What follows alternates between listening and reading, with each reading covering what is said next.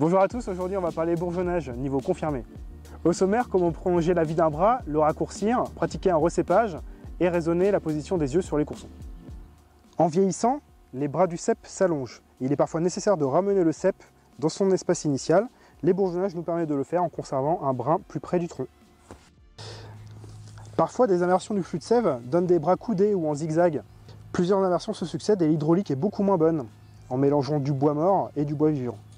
Grâce à un rameau bien placé dans le flux de sève, on peut des fois court-circuiter une inversion, comme ici, et repartir sur la construction d'un brassin. Pour allonger la durée de vie d'un cep, on peut le régénérer grâce au recépage. S'il y a plusieurs rameaux, on prend celui le plus bas possible et on l'attache pour le protéger. Pour respecter le flux de sève du bras par le dessous, on fait bien attention à la position des yeux sur le courson. Parfois on se trompe, comme dans ce cas de figure.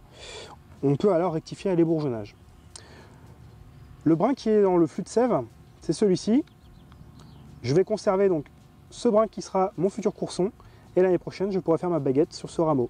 Je supprime donc le deuxième rameau. Alors sur ce cep, on observe que le courson est positionné au-dessus sur la tête du cep, à un endroit où il y a beaucoup de plaies de taille. Donc si on veut remettre un courson en plein dans le flux de sève, ici, je vais conserver un des deux rameaux, en l'occurrence ceux ici, qui est dans l'axe à la fois du rang et dans le bon flux de sève, et supprimer à terme ce courson par le dessus.